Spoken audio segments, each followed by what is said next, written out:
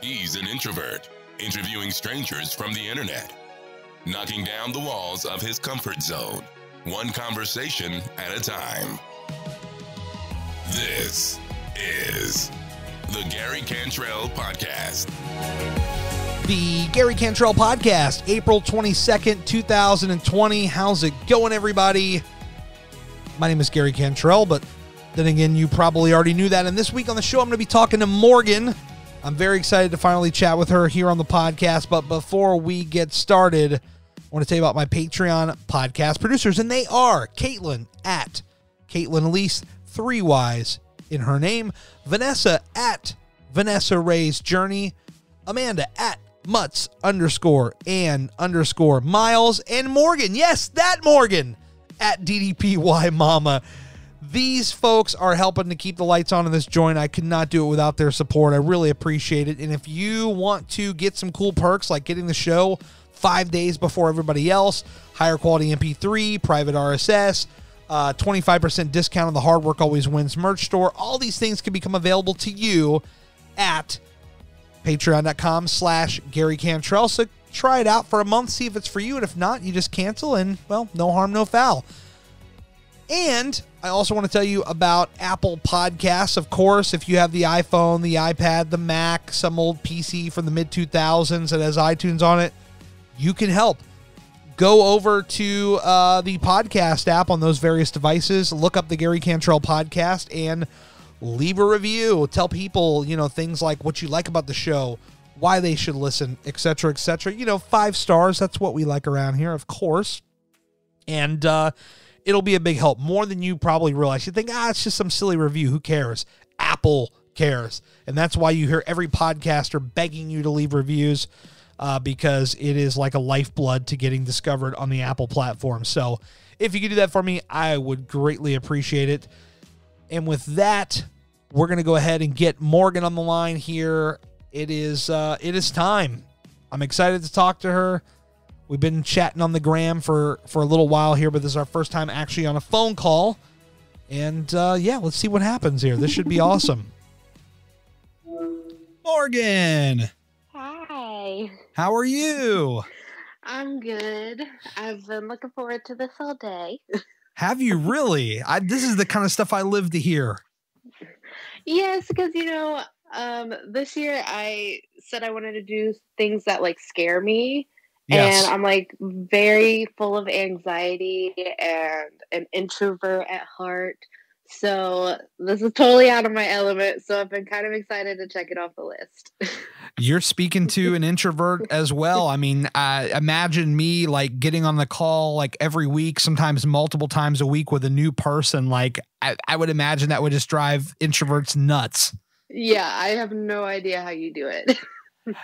I don't know either. I'm absolutely terrible at it. But tell me about this, because you're talking about fear.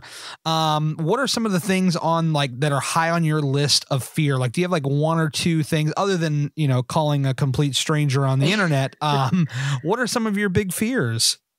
Well, my biggest one out of just in general of life, I am so scared of open water. Really?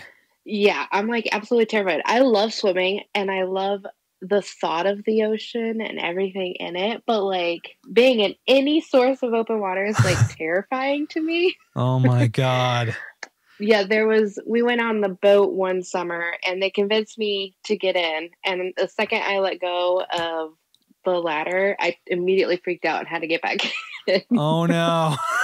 Yeah. So I kind of want to combat that this year too. So I was thinking, I found this underground cave kayak tour thing. Oh, wow.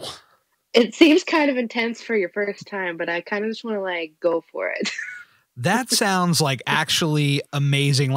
Okay, so first of all, just a little bit of background. I know not a damn thing about kayaking. A couple of pals of mine, I don't know if you know her or not, Caitlin Elise, do you know her on Instagram? Yep, I follow her. Okay, great. So her and her husband, they're into the kayaking. And I know that they've given me an open invite like forever to come and do it. And one day I promise I am going to do it. And maybe the first time I do it will be with them, I hope.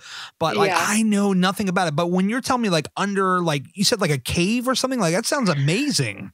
Yeah, so it's actually in Kentucky, I think is the address. And it's called like Thrillsville or something. Wow. So when you go to their website, they have like, it's like a cave that goes underground. Yeah. And there's like water. So they have actual boat tours where like they do all the work, or they have kayaking tours. Oh man, this sounds epic. Yeah, I just want to kind of go all in because it looks so fun, and I'm just like, I need to do this.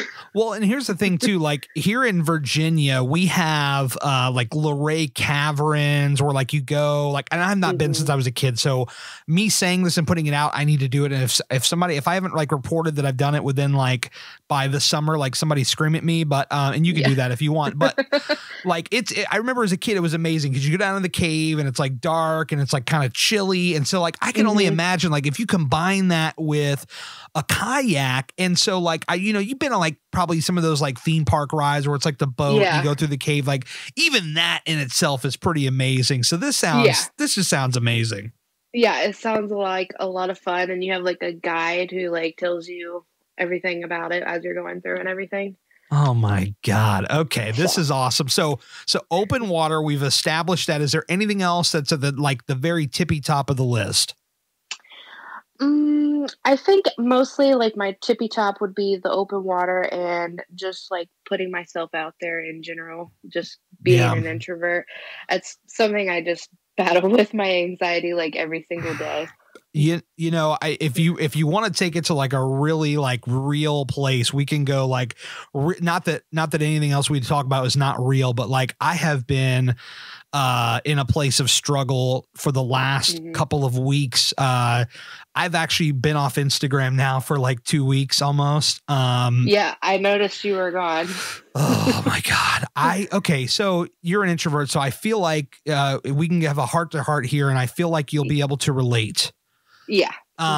So I actually did this podcast like about 2 weeks ago where I announced that I was kind of just like taking a little break. I have this inherent problem where I feel like I'm bothering everybody. I have this problem like nobody like truly likes me. Like people say like, oh, Gary, he's awesome, but like they don't really like me. And so like when it comes time to talk, like they don't really want to talk to me. Like I'm the kind of guy where like I'll send a DM like, yo, hey, what's up? Oh, not too much. I'm doing pretty good. How about you? Oh, I'm doing great. And then like they'll leave the message seen and I'll never hear from them again or like for a while. And so and I can kind of laugh about it now because it's been a couple weeks and my emotions, even though it still hurts a little bit, but like I'm kind of in a different place now kind of with it, but I'm enjoying the break. Don't get me wrong. But I have this thing and I don't know, as an introvert, the kind of things you deal with, you can get as specific or vague as you want. It's totally fine. But like, that's kind of my struggle. What do you struggle with when it comes to, being an introvert and all that kind of good stuff? I totally can't help but like just laugh just a little bit while I'm listening to you, only because it's exactly me. Yeah. I constantly feel like I'm just like bothering everyone. Yes. And it's like, oh, it seems like people like listen to me talk on stories and be me. But then I'm like, oh my God, am I talking too much? Do they hate me? I'm just annoying everybody. Yeah. I'm like, I shouldn't even be on here. I don't know why I have this account. And I just go spiraling down everything. Oh, dude, yes. It's just terrible. And I try to rationalize it that that's not really that way, but you just can't help it. And I've been in a total funk the past few weeks too. Wow. So I don't know if it's just like the weather that's making it even worse or what, but... You're in Ohio, right? Yep. Okay, so how's the weather right now up there? You brought it up, we might as well. It was at least sunny today, but it's still kind of cold. I mean, I guess high 30s, 40 is warm for February in Ohio. but it still kind of hurts your face when you go out and the wind hits you. Poor thing. We've had at least like upper 50s, and I think we even reached 60 yesterday. So I was very surprised. No. Now tomorrow, I'm jealous. We haven't gotten any of that. Yeah, tomorrow it'll probably be 40 again, because that's just how. I don't know if you've ever been to like the DC metro area, but the weather here is like unpredictable as all can be. Yeah. Yeah, it's pretty bad. But no, I totally get it. And, you know, I haven't really. I'd like to think that I'm pretty self-aware, and, you know, I've kind of like seen the forest through the trees for a while, but like maybe I was kind of like in denial. I'm like, okay, you know, maybe I'm just off about this. But then like I see enough of a pattern and I'm just like, fuck, man. Like I just don't get it. And I'm like, you know what? I just need to like, I'm not going to delete the account, but I did take the app off. That's why I actually texted you this morning to make sure we're still on. Cause like, I hope she hasn't DM'd me about anything. Cause like, if she's like, I can't do it, or are we still on? Like, I'm never going to get the message because I'm not on there, but I've deleted the app now for almost 2 weeks, and it's just, I don't know, by the time people hear this, I don't know if I'll be back on yet or not. Probably, but you know, at this point, I don't know. It's kind of unpredictable. I think everyone just needs a social media break sometimes. Like, yes, it's just super overwhelming anyways. I took one in like November, I think. Right. How did you feel? It was kind of paired with more my anxiety, and I was kind of tired of working on goals and stuff. Yeah, you just need a break. And I needed a break from like everything. And so that's what I took. And I don't look back and like necessarily that I kind of derailed my progress a little bit, but it did show me that like when December came around, I was like, you know what? I'm ready to get back up again. And I just went full force and could actually like put my all into it, versus beforehand, I feel like I was just dragging my feet every day, just going through the motions. Well, I think we need that. And I think that, you know, being online, there's kind of like this inherent unspoken of pressure because, you know, I've talked about it many times. I'm like, you know, you shouldn't compare yourself to others, and it's obviously easier said than done. And so we have this inherent, like, in a hurry, we got to hurry.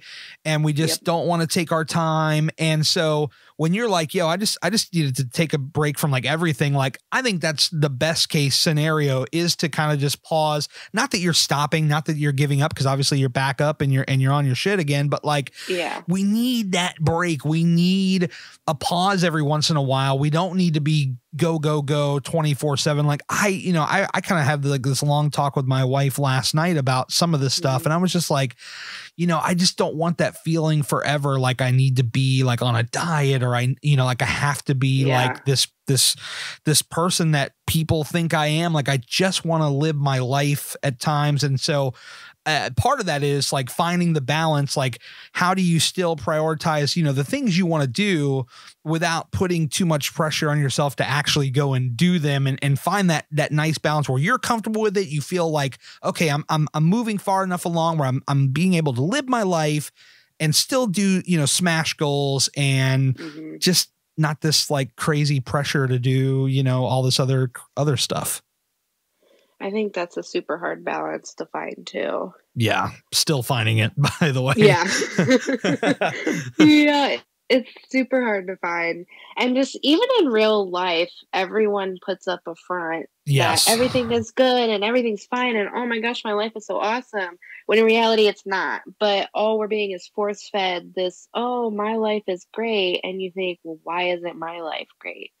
Of course. Yeah. And I mean, you get the other side of it too, where it's like, you know, like I shared that one podcast where I was like, okay, this is how I feel. I'm taking time away.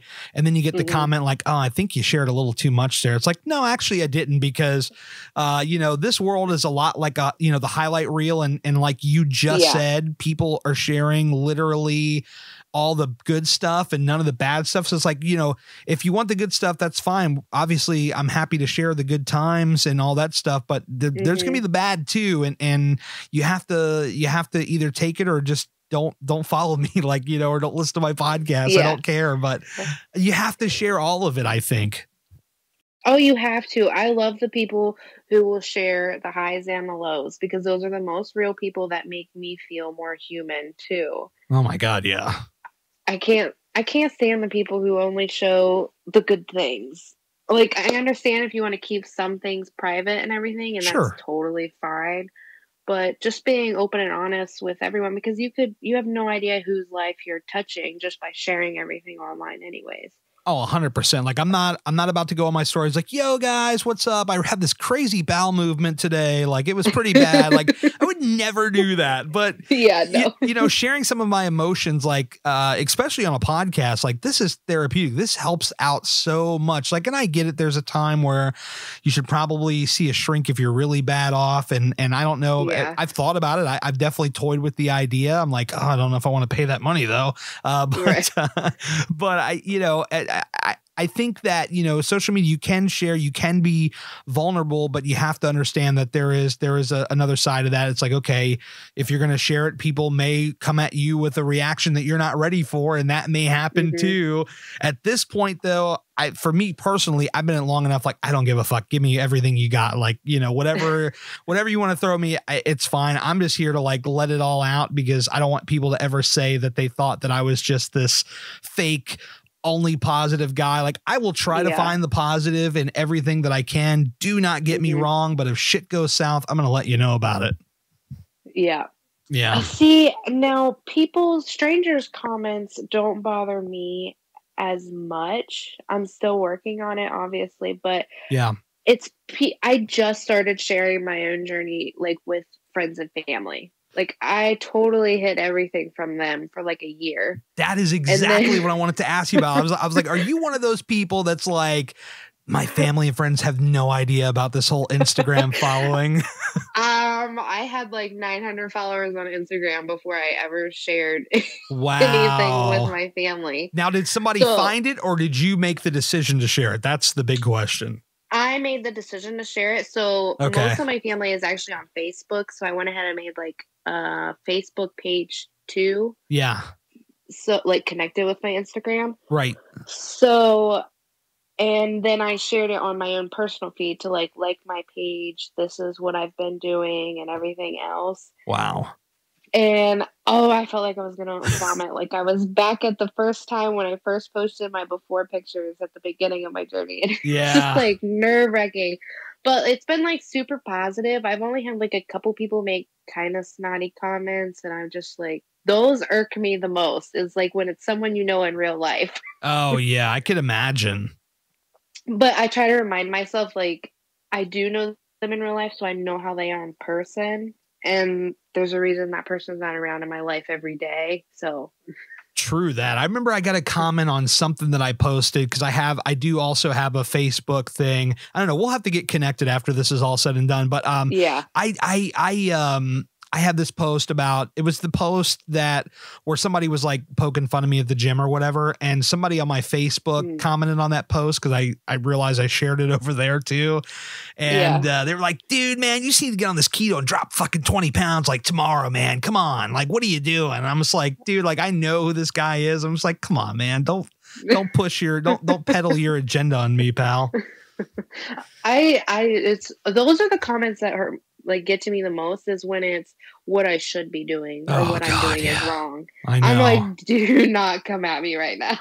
That's the problem though. Like, tell me if this is you. Like, that is the problem in my opinion with like sharing it with like the family and friends, because they all like, because they know you or they're your family. Like they all like read that article on Facebook that was like, oh, you got to drink like lemon juice at 3 o'clock in the morning and you'll drop 10 pounds tomorrow. Like, you know, is that the kind of thing you were dealing with? That's some of the people that I know in real life, but don't like let in my life totally. Yeah. My close family has luckily been like super supportive and haven't pushed their agenda, which surprises me because my mom is like the queen of low carb, super low carb diets, and then for like a month and then she quits again. You know what I mean? Yeah. But like that's her go-to is low carb. So I was so shocked that she never once pushed it on me. I was pretty grateful about it, actually. I've got a father-in-law. I love him to death. I want to preface this now. I have no beef, no hatred. Of course, he's my father-in-law. I love him, but like, he is the kind of guy where like he is set in his ways, and like because he read this article about something, he's like, oh, you should be doing this. And meanwhile, he's like pounding fucking bags of Oreo cookies. I'm like, come on, bro. Like, I love you, but come on, man. Yeah. Chill with that. You do you. I'm gonna do me, and we'll figure out how we end up. We'll meet up somewhere. We'll do something. I don't know. Leave me alone. I just always wonder, like, what goes through their mindset to think that it's okay to push their agenda, though. Yeah. Because I just could never imagine just like going up to someone and being like, yeah, no, you should quit what you're doing now and do what I'm doing. It's the only way.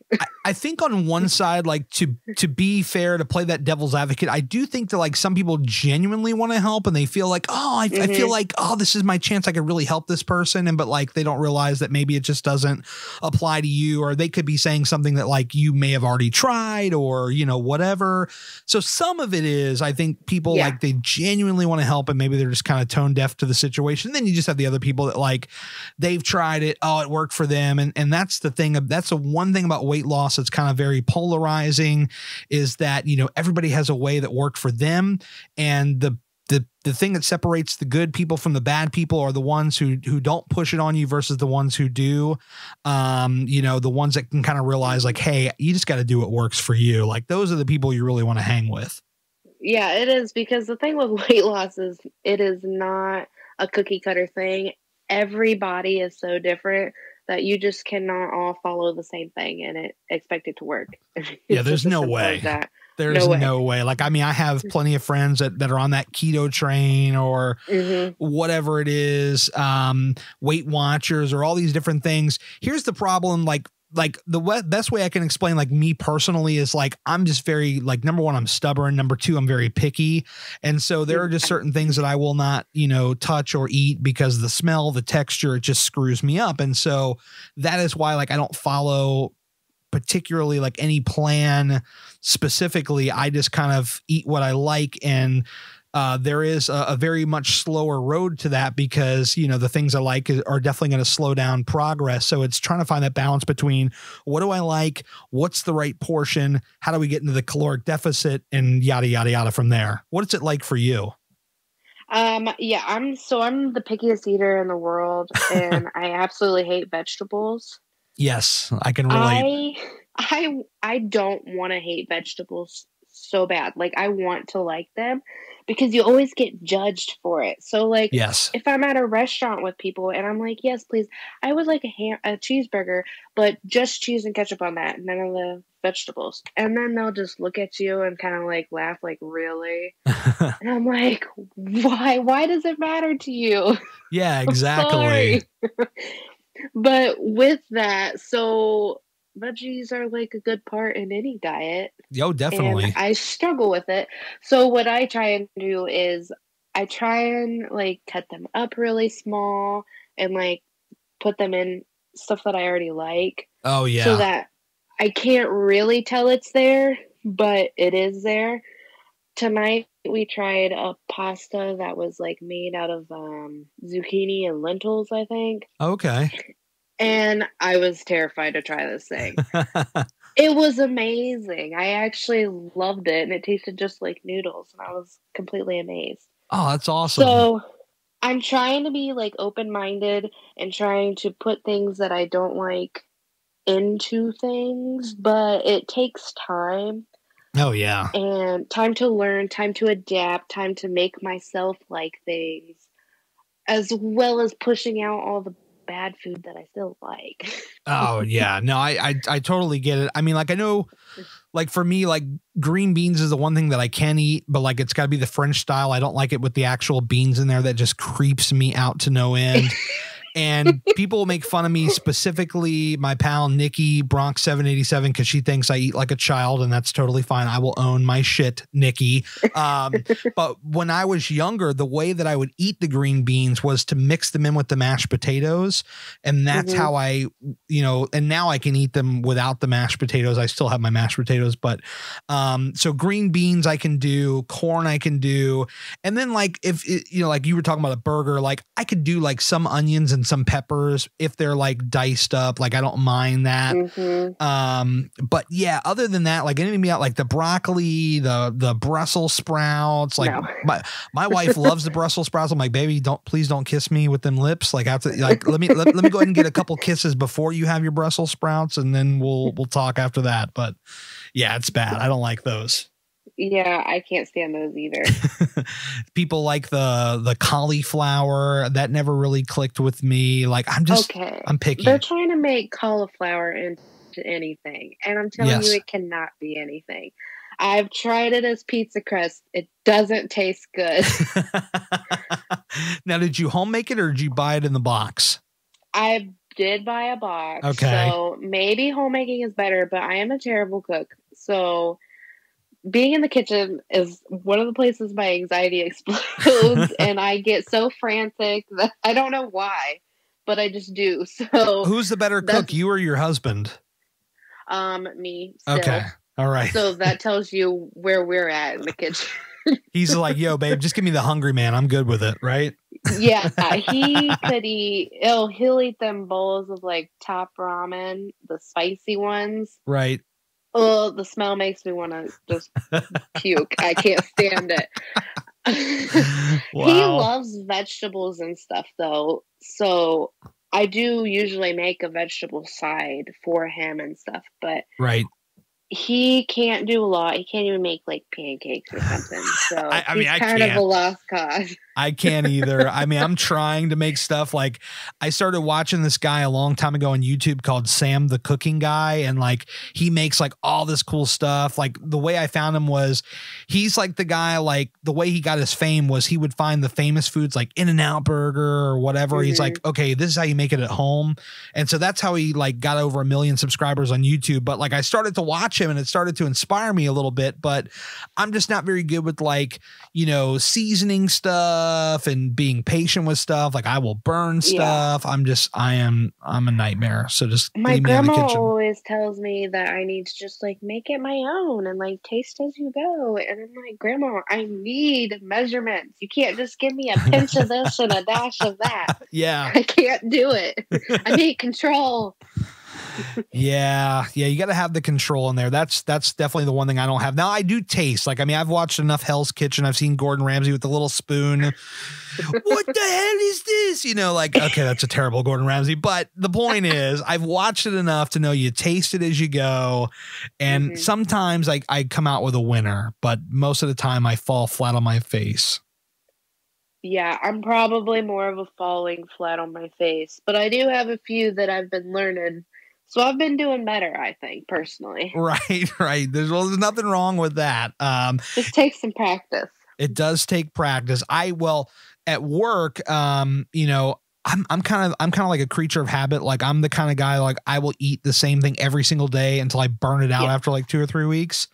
Yep. So I was doing the salads and then I just started on these, microwave, like healthy, like meals. It's like 260 calories in a box. And like for all the, like the nerds that like go down to the specific of what's in everything, like don't break down. Oh, that's not good for it. Like for me, I'm just trying to work on my portions and the calorie number. Like that's all I'm focused on right now. Let me like, you know, craft my shit and then we'll go get advanced with macros and all that other stuff. Like I'm not about that right now.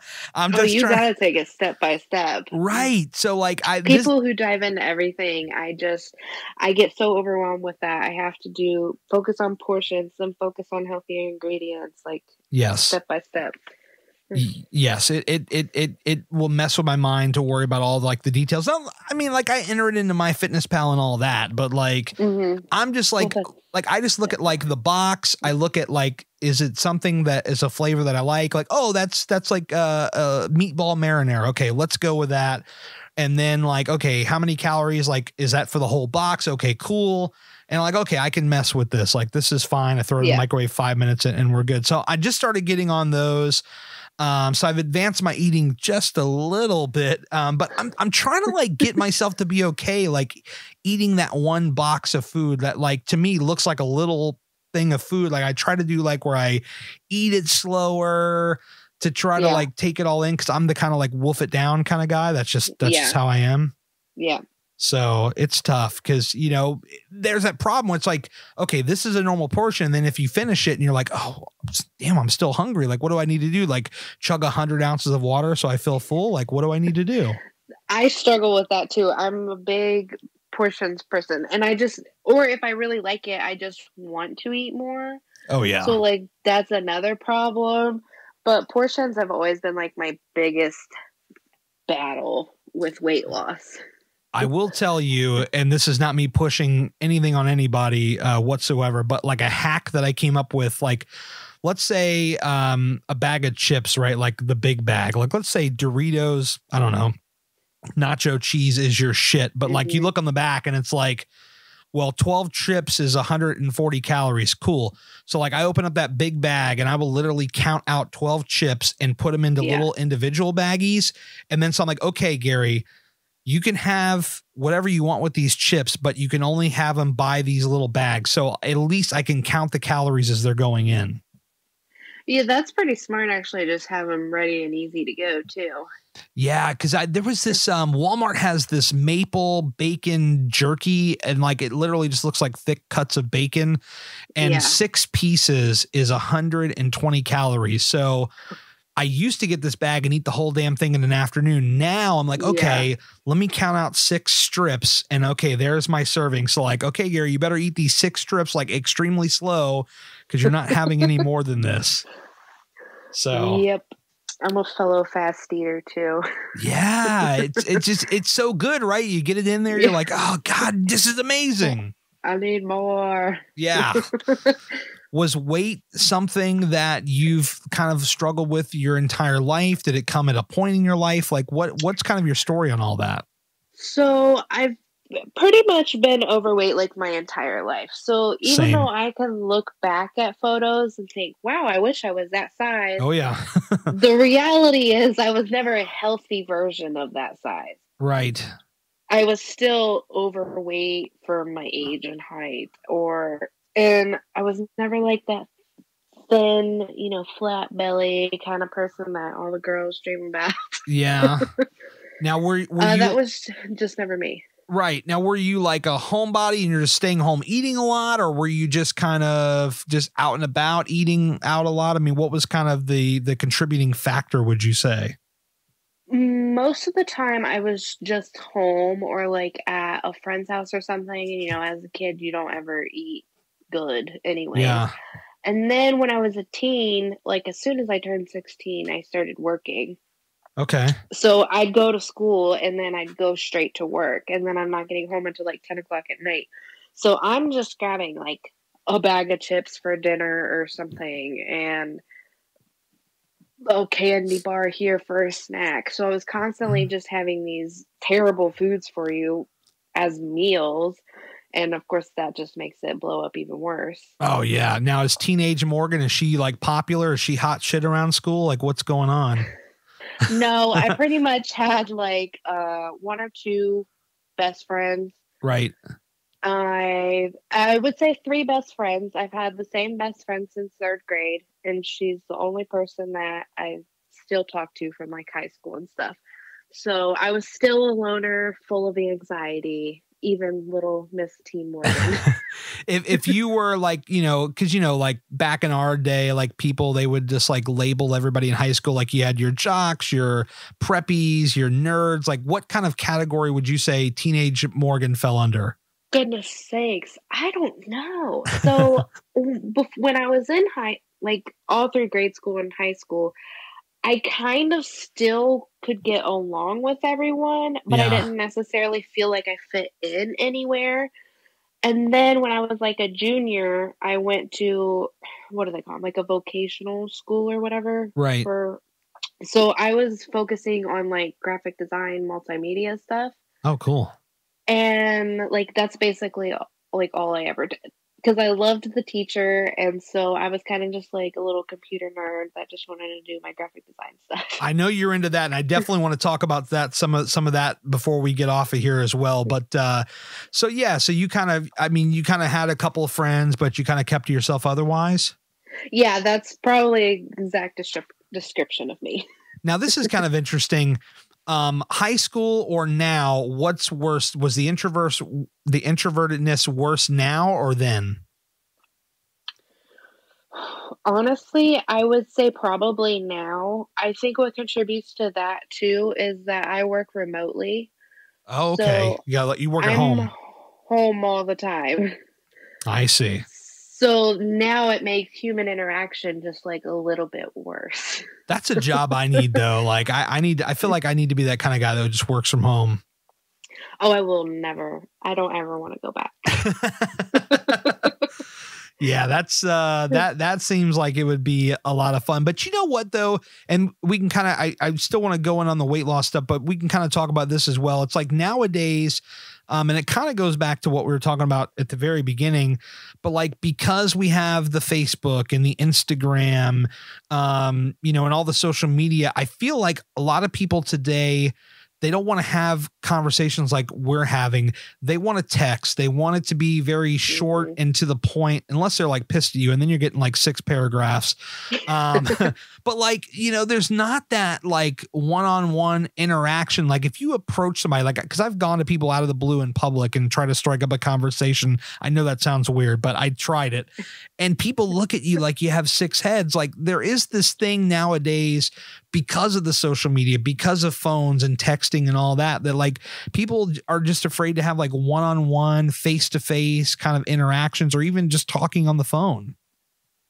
Yeah, you're 1,000% right there. I mean, just if I can count on the number of times I've talked on the phone on one hand, like in the past month. I really don't, unless it's like, my husband or something. Then I just don't talk to any of my friends. We all just text or message on Facebook or something. Right. And you have one son, right? Yeah. So I personally have one son. Okay. And then my husband actually has one from before me. But he's 8 now, and I've been in his life for 7 years, so he's basically mine too. Right. So where I'm going with that is like, as a parent, like how do you kind of prefer to raise your kid on the kind of thing of, interact with others, kind of, be good to others and talk to others, or are you kind of like, I'm just going to let him figure it out. Like, I'll guide him obviously, but I'll kind of let him figure out if he wants to talk to people or not. I want them to like be able to go and have a conversation or whatever with anybody. I don't want them to be the mean popular people, obviously, but I want them to be well liked and be able to hold conversation with people and not be like me, who felt like I didn't fit in anywhere. Yeah, it's so tough. Like when you just feel like you don't fit in, and going back to what we talked about earlier, where you just feel like the world hates you, and literally it couldn't be any further from that. But that's just how we feel. Like I feel like people don't understand unless you come from the world like we come from, being the introvert. Like you cannot understand what that feels like when you just feel like people are like looking at you, they're judging you, they hate you, they don't want to talk to you. Like these are the things that we think about on a daily basis, ladies and gentlemen. Yep.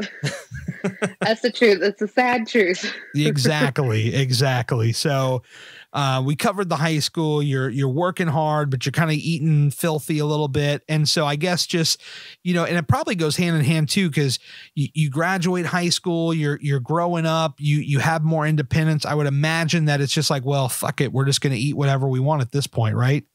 Mm-hmm. Yeah, that's how it was for me. No, it didn't get any better, because then after high school, I started college right away, and I ended up moving in with my now husband. Yeah, how did you guys meet real quick? How did that happen? Real quick, I worked at Dollar General. Okay. And he worked at a factory across the street.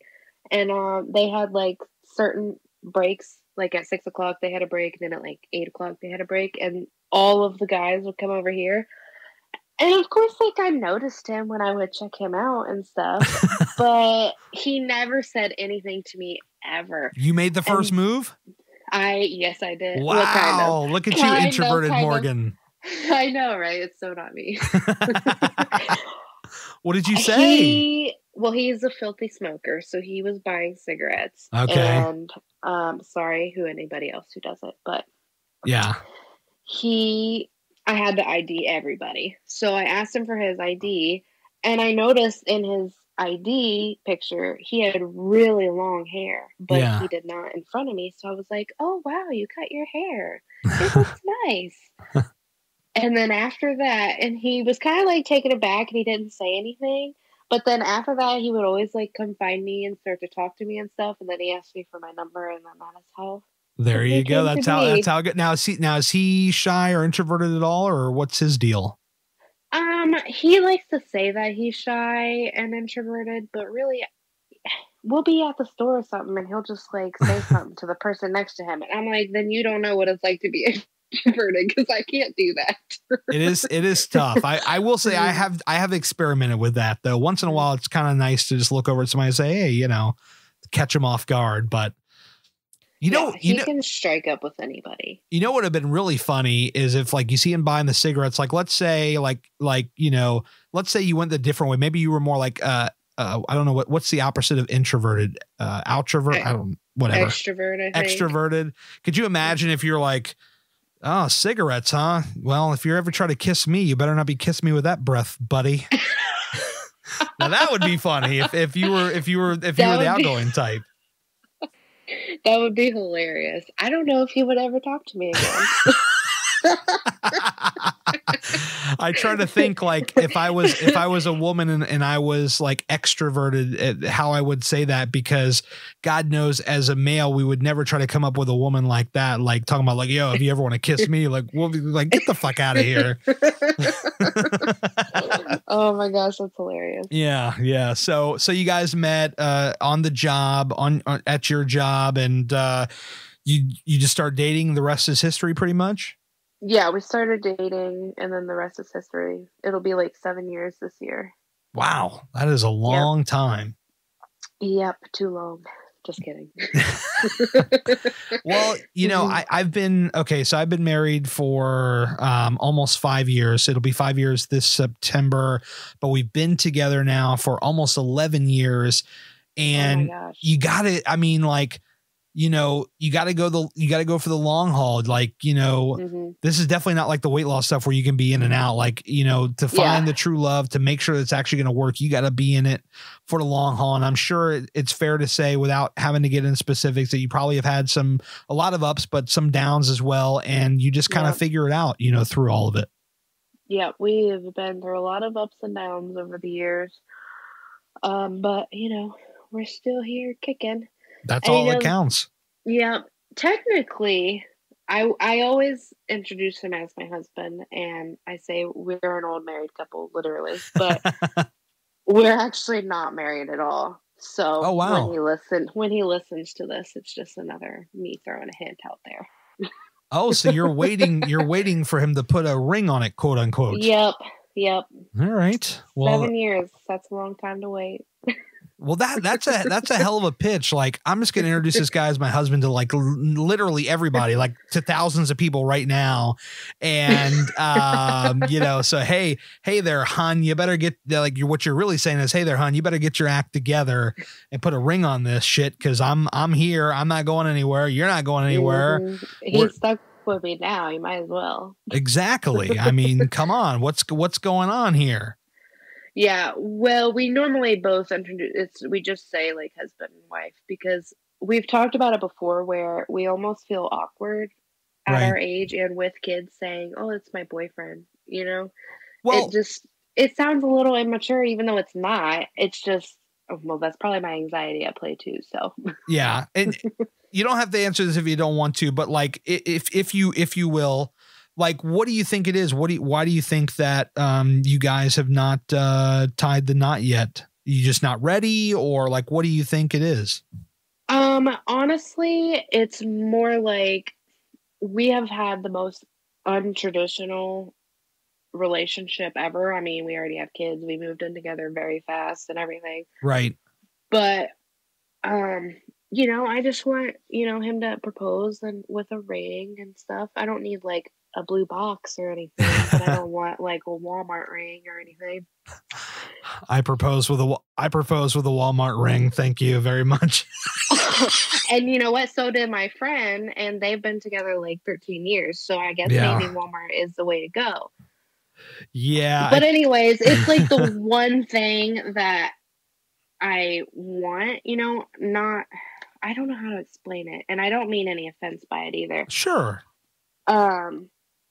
Want him to save up and want him to invest in it so that it's his long-time commitment, I guess. Maybe. That's fair. That's fair. But he's kind of terrible with money, and we've fallen on hard times through the years and stuff like that. So you're preaching to the choir, Morgan. It hasn't happened yet. Yeah. And you know what? If, I don't know, we were in Vegas or something, we were like, fuck it, let's go get married by Elvis. You know, I probably would. It's not that important to me. I just would like a sense of traditional with it, I guess. No, that's totally fair. I will say, I don't think my wife would mind me saying this. I made her wait a couple of years. I think she was ready long before I was, but I was the guy that had walked that aisle once before, and it ended because I was the fuck up. And I had a lot of reservations about that. I'm like, look, you know, here's a woman, talking about my current wife, that I really genuinely love. And I do not want to fuck this up. And so I made her wait for quite a while. And, you know, I am also terrible with money. And so I'm like, you know, we were going to South Carolina. It's a place that is near and dear to our heart. And I was like, okay, well, let me just get a ring, because my first wife, I didn't even propose with a ring. We were under the stars on the 4th of July, and I wanted my Wonder Years type moment. I just didn't have a ring. I'm really dating myself with the Wonder Years here, but so the whole first marriage was completely like screwed up. I made a lot of mistakes there, and I will carry that for the rest of my life. I'm happy to say, though, that she's off and doing amazing. So that's awesome. But when it came time to propose this second time to my current wife, I wanted to do it right. I wanted to have that ring. I wanted the time to be right. And we were on the coastline of Carolina looking over the Ravenel Bridge. There's a lot of water. We love being around water and the beach. And so awkwardly with her cousin and her father, they all knew the jig was up. They knew what was happening, and they started filming, and then she started to know what was about to happen, and it didn't quite go off perfectly, but it's our little joke that we carry with us forever. So that's sweet, though. It was a lot of fun. I asked for her dad's permission in a California tortilla. Oh my gosh. Yeah. She was going out to the car, and he was like, oh, I'm going to refill my soda. I'm like, great, this is my chance. I stop him at the fucking soda, like the freestyle Coke soda machine. I'm like, hey man, so then I asked for the permission. I definitely did it old school that time. That I wanted to do everything right this time. So, give us guys a break. I'm sure he will come around and it'll be perfect and you're going to love it. But, us guys, it just takes time for us to, figure our shit out. He'll come around one day. He did buy me like a promise ring once. Well, there you go. Let's start. Well, yeah, and that's kind of where I come at with my Walmart comment earlier, is because it actually broke in half. Oh no.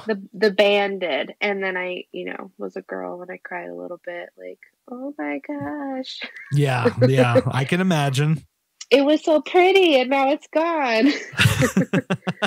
But yeah. So I have gotten that, and I honestly don't think our relationship is going anywhere. So that's, like I said, we're still an old married couple, just without the title officially there. Well, I have no doubt that that time will come. Dare I say, maybe even before this year closes. Who knows? And if he's listening, well, there you go, buddy. Knows? Wink, wink, pal. Lock it in. Lock it in. She's a keeper. Let's talk a little bit about the DDPY stuff there, because that's kind of how we met. I mean, obviously we met through Instagram, but at the time I was kind of getting into the DDPY. I'm not as heavy into it as I was last year, because I'm just a creature of habit where I change things constantly, which is kind of quite the compare or the contrast to the whole consistency thing I talk about. I'm consistent. I'm just not consistent on the same thing every time. Yeah. I'm consistent on something happening. It's just, well, am I at the gym or am I doing yoga? I can't figure it out. But for you, how do you find out about the DDPY? So actually found out about DDPY in like 2016 because the guy we were talking about, my husband. Yes. He loves wrestling, so he knew DDP. Yes. And I love this guy already. Yeah. So he's the one who saw the Arthur video from like DDP sharing it or something like that. Oh, yeah. And so then he showed me that just because he was like, oh my God, look at this. And I was like, wow. And then that night I went through what I call the DDPY success story rabbit hole. And I just watched like everything they had to offer and like read all the stories. And I bought like the DVD Max pack. Right. And I did that like consistently for like a month or two. And then honestly, I don't remember why I stopped, but I did. Yes. And then I didn't pick up again. I had my son in 2017. And then I had that whole year go by. 2018 went by. And then I picked up he had his new book coming out, Positively Unstoppable. And I pre-ordered it because, I still had a place for them in my heart. Yes. From doing it before and liking it. And then I got the book in January when it released. I read it in like a week, and then I started their Positively Unstoppable challenge like the week after that. Oh, okay. All right. So I had known about it, but that kind of kicked it off again. So. Well, I guess the other part of it too is now the DDPY when you said 2016, correct? So, when you found out about that, was that kind of like your first foray into just working out in general, or had you tried gyms or home workouts or? No, I've tried a lot of different things. I've tried the Beachbody. I'm sorry to Beachbody people. I don't like it because a lot of the workouts are high impact. Yes. And like even now, just being overweight, it hurts to get up and down off the floor like that as fast as they want you to and jumping all around. Right. And I feel like even the modifying person is like 1,000 times better than I'll ever be. Yeah. And I just can't stand that. And then gyms, I get a lot of anxiety with gyms, especially thinking of like going alone and stuff. Yeah. So that was never really an option. And then we lived in like the Athens Hocking Hills area. And at the time, there was no real like nice, cheaper gym like a Planet Fitness or something, which they have now after I moved away. But they didn't really have a lot to offer in that department. So I went going back to the DDP yoga just because it's so low impact. I suffer from like a lot of back pain. I get back spasms. Yeah. Where like I just completely freeze up. I can't move. It just hurts that bad. And like I could barely even hold my youngest for like more than a minute standing up before it was just like excruciating pain. So doing the DDP yoga, it helps with like everything. And I don't know. I feel like I connect with it and has like a special passion for it. Yeah. So I found it. I love it and I enjoy it. So that's what I stick to. Well, I also think that one of the great things about that program is that, he always says, make it your own. And so for all of us that operate differently, there are probably some people that will just hit the mat, they'll learn the moves and like, bam, bam, bam, they do them perfectly and all that stuff. But then there's other people like you that might have the back pain or like me that has knee pain, and arthritis and all that kind of stuff that like, the program really can be done by anybody in any sort of circumstance. I mean, he's got a program if you're bedridden, he's got a program if you can't get out of a damn chair. Like he's got something for everybody. And I think that's what makes it so successful for people is that, and he yells at you in the video, make it your own, so, yep. I mean, I think that that's a key thing for that as well. I mean, I'd recommend it to anybody. It's not what I do primarily anymore, just because I'm again, part stubborn. I like to go to the gym. I like to feel that sweat. I like to feel like I'm about to die. And then like yoga is like something that I'll do on the weekend at home when I don't want to drive to the gym. But I would recommend it to anybody. I think it's a great program. Yeah, it really has something for everybody. And like you said, there's just a modification for like every single move, a modification for every modification out there. Exactly. I mean, it's amazing how he's figured out to make it relatable to everybody. That's how you win versus here's a program and this is how you do it. And maybe to be fair to the other programs like the Beachbody, I mean, maybe they have modifications. I don't know. I've never tried it, but like the DDPY, I mean, they really break it down to where literally anybody at one point or another can do it. Yeah. That's why I try and get my family on it because there's some people in my family that are just, more overweight, just like me. And then I've been trying and they are all like, oh no, that yoga makes my hip hurt worse. And I'm like, you don't understand. You can lay in bed and do it. My mother's taken up the yoga. Actually, she really likes it. She's not doing the DDP. She's doing like a free YouTube thing, but I mean, she enjoys it thoroughly. So I'm like, well, that's cool. It is cool. I've gotten Jesse to do it a little bit, but he hasn't. He tells me I have to make him do it, and then I try to make him, and he's like, "Man, maybe tomorrow." So I'm still working on converting him to my side. Yeah, it takes a while. Like I know my wife, she's tried it. She likes it, but I mean that poor girl works to the bone. Like she literally, gets in the points where she just doesn't have time or she's in pain a lot because she's had a lot of health problems. And so like, it just takes time with that kind of stuff, trying to, that is one thing. I guess it's also like really important that we probably should talk about is like, as somebody in a relationship or in a marriage, whatever it is, the support of the other person. And not that they don't like, I guess, mentally support you, but like there are some people where it will be a problem if one person's on track with something and the other person's not because like, hey, I'm eating all the fast food and she's eating healthy, like that kind of stuff. So like, what is that balance like in your household?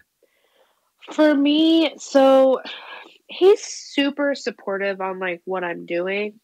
And even though he may not want to do it all the time, or I mean, there's times that he hasn't been home from work until like midnight. So he just can't sometimes. But food wise, he likes candy, a lot of candy. Oh yeah. But he actually likes candy that I don't like, so it kind of works out a little bit. Well, that's good. Well, okay, what do you not like? I have to stop you there. What do you not like? Oh, he's like obsessed with like Mike and Ike's. You don't like Mike and Ike's? No, I don't like Mike and Ike's. Dude, I mean, I don't like, I won't go out of my way for them, but like once in a while at the movies, I will have a box of Mike and Ike's. No, he's also a creature of habit. So like when he gets on something, he's on something. Yeah. So he's been on Mike and Ike's for a while now. Now, is it is it the fruity flavor of it? Like, are you more like a chocolate gal, or is it just how Mike and Ike does the fruit that you don't like? I just something about it. They're a little like have an outer layer. I don't know. It's just how it bites and then the taste. I'm not into it. Fair enough. I do love Dove chocolate. Okay, yeah. And I like the Airhead Extremes. So they're like little bites and they're sour. See, I don't get number one, I don't get the Airheads. Good. Number two, I don't get the sour. Like if I have to squint my eyes to eat candy, that is not a pleasurable experience. I'm sorry. Fight me. I don't know what it is, but it's addicting to me. I'm like that guy on that GIF where he's sitting at the table. Sour candy sucks. Change my mind. Oh, I don't have a good argument for why though. Just so you're missing out on life, man. Like Sour Patch Kids, I've tried those. I'm just like, oh my God. Like I'm squinting right now just thinking about the thought of biting into one of those. Okay, so I used to love Sour Patch Kids. And then when I first started last year, I like totally gave up like junk food completely at first. Because that was like my first step into it was getting rid of the junk. And then I tried Sour Patch Kids like a couple months in, and it tasted awful. Like, it wasn't even like that it was sour. It was just like the taste in general was terrible. Yeah. And I haven't had them since. They used to be my favorite. Okay, that could be a good question. Now that may have been the answer, but is there one thing like back in the day that you ate like religiously that now you're like, ugh, there's just no way, like the taste sucks, like I can't do it? There's a lot of, I'm really a chip person. Right. I love chips. Yeah. And I still like tortilla chips and dip. I still fall victim to those sometimes. But like Doritos and Fritos, I used to love the hot cheese fries or Chester's hot fries or whatever. Right. I loved all of those, and those were like my dinners that I was talking about earlier. Yeah. But I try them and they're just not that good anymore. I don't really like them that much, which sometimes makes me a little sad because I remember the happiness that tasted, but also glad that I just don't have to fight those cravings anymore. Well, that is good. See, you're finding the positive in every situation right there. That's just, you're spinning a negative into a positive. I do try to do that. I worked a lot on my mindset last year because you just have to have a right mind for anything to stay or to reach any goal, really. Well, yeah. I mean, I can't just lose weight and be happy. It's not how it works. Yeah. If your mind's not in it, like you're not going to get anywhere with it. I mean, the mental health is a big thing, and that's something I've been battling for the last couple of weeks. And, it's definitely, I would say has messed me up and had an adverse effect on, my performance in other areas. So it's like, if you don't have the mental aspect right, like there's just no freaking way that you can ever expect to make progress. No, I really had to focus on like, even just how I processed situations that were thrown at me. Like I was very negative about like everything. Right. And I just couldn't deal with anything. So like a bad situation comes at me and I'm immediately crying, oh, this is the worst thing ever. Why does this have to happen to me? I'm never going to recover from this. And instead now I've kind of taught myself to see the problem and think, okay, this sucks, but what can we do to make it better? Yes. And go from there instead of sitting there dwelling on the situation at hand. Because you just feel better after it's handled anyway. So why did I sit there and cry about it for 2 days first? I don't know. Of course. And I would imagine as you've gone on this journey, one of the things I've noticed, like a what they would call a non-scale victory on the mental side is like being able to process things a little bit better, at least, whereas back in the day when you're kind of like overweight and you're always feeling like crap and you're just like, everything sucks, life sucks, the world sucks. Now, like you can process things a lot better. Yep, And I think that's why it's so important to work on your mental aspect first, because gosh, it's just trying to do this weight loss thing and still having that overweight negative mentality. It just doesn't work well together. And I think that's why I failed over and over again every time I tried to lose weight. Yeah. It's just, it can be so tough. Well, look, I want to say this. You've been incredibly gracious with your time. You would not believe that we've gone an hour already. Miss, I don't want to talk on the podcast to strangers. Like you've gone an hour and you've been amazing. Well, thank you. It means a lot. So I just want to say, like, I just have like one or two more things. We'll make it real quick, I promise, and I'll get you out of here. Okay, that's fine. The graphic stuff, real quick. Tell me about where that love for the graphic design comes from. Okay, so art class was like always my favorite class, and I'm not very good at like drawing in general anyways. Right. But I still love the idea of art and everything. And I don't know, I just saw that there was a program and it's called like multimedia. So you did like photography, video, graphic design, all that stuff. Nice. And I was like, you know what? That's what I want to do. When I'm old enough, I want to go to that program and do that. And so that's what I did. And then I decided, hey, this is what I want to do for the rest of my life because I really enjoyed it. So I ended up going to college for it. Yep. I went to a very fast-paced college. So I do work pretty quickly on things just because it was like super fast. It was only 2 years. But they were like a really good design school anyways. And they also taught a little bit of everything, just like I did in high school. Yeah. And then like 6 months out of college, I started my job, and that's just what I've been doing ever since. I think it'll be 5 years this year that I've been at my job. And I started working in the office, actually. Right. And I moved there for the job and everything. I was ecstatic. It's my dream job. I get to do graphic design and make things pretty all day. Well, who doesn't want to do that? Are you able to say like what kind of things you design, I guess, without giving it away specifically where you work? I work for a financial institution. Okay. So I do all of their basic branding, and then, I do all our brochures. Okay, cool. Any specials and stuff that we have, advertisements and things. Do you ever see yourself going like the freelance route and kind of like starting your own business, or are you very comfortable kind of in the role you're in right now? I am comfortable in the role that I am right now. But there's a toss up with it, because graphic design, you find a 9 to 5, or you're working all hours of the night. Yeah. And I'm a huge family person. So that's kind of what scares me about other jobs out there, and even being on my own, because then it's all on me, Yeah. This is the 9 to 5, and I like the flexibility of it.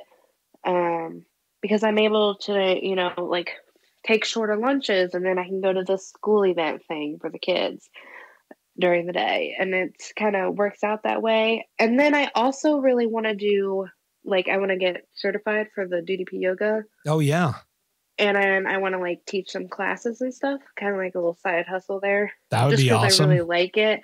So right now I just see myself staying here and maybe starting up my little side thing with DDPY and just living my life. Got a little bit of entrepreneurialness to you. I like that. We're going to continue to get along very well. I can tell you that. So, well, okay. I'll ask you this last thing about the graphic design. As a graphic designer, because I'm an introvert and I think everything I do sucks. Obviously you've seen some of my designs, and they're very much like the t-shirts. They're very much like text-based designs. They're not really like graphically intensive, but like, what is your kind of just like quick opinion? Like, do you think I have a future with designing stuff? I love your clothes. Well, thank you. I just bought a shirt. Well, I know, but I appreciate that. But of course, you'll understand this because you come from the introverted world. Like, we have a lot of self-doubt, and I'm like, I don't know, like, does this shit suck or what? I've ever made. Yeah, like I'm sure you probably I hate everything I've ever made, and one of them won like an award. That's what I'm saying. Like, you probably I just got this design done. I'm about to hand it into my boss, and like, they're going to hate it. And they're like, dude, this is awesome. Oh my God. I can't tell you the amount of times on like an email where I'm sending it to her. I'm like, if you don't like it, it's okay. Just let me know. We can go a different route. Meanwhile, she's like, dude, I gotta this validate is awesome. it somehow. Of course. Okay. So there might be a future there, perhaps. All right. I appreciate it. I appreciate your opinion. Yes. And I like your tech stuff, and you obviously have like an eye, like, I know you got the new vendor or whatever you want to call it. But yes. I loved those sweatshirts where it was like the text was like the palm, but the sleeves were the palm too. Oh, yeah. And I was like, those just look so sick. Like, it's amazing. So, like, you got an eye. Don't ever forget about yourself. I appreciate that. And I still work with that vendor here and there. So they may come back. They were like a limited edition. That's the whole thing. Gosh. Like now, like you have to like make stuff like limited edition, or people like, they won't bite. They're like, well, I can wait till like a month from now. And then, yeah. Okay. So I didn't know those were limited edition. And that was me. I said, I'm going to wait because I can't decide between the palm and the camo. And guess what? It's not there when I went to buy it. I was like, you gotta be kidding me. I was like, Gary, you're doing me wrong. They may make a comeback, but I will say that my provider has to lower their price because, and I understand like there is a value to like selling stuff at like what it's worth. And if it's a nice design, like people will pay, but like, I'm like, yo, Like I actually like lost money on those when I sold them. And I felt like there was like a self-doubt that I was charging too much. And even at that price, which I felt was too much, I actually lost money on every one of those hoodies I sold because they're just too damn much money to produce them. So it's because that's why I kind of held off, because I was like, well, I mean, I'm not saying it's not worth it at all. I'm just a penny pincher when it comes to myself. Same here. But I was like, I just don't want to drop this on a hoodie for myself right now. I'll just wait a little bit later, maybe around like tax time or something. Right. And then they were gone. But I understand. And I'm sad to hear you lost money on that. I'm not surprised you switched then. Yeah, no, well, for the shirts, it wasn't too bad, but like even with the new place now, like I can sell them for like way cheaper and still make like a fair compensation for it. So it's a lot better now. I'm not losing money anymore. Let's just say that.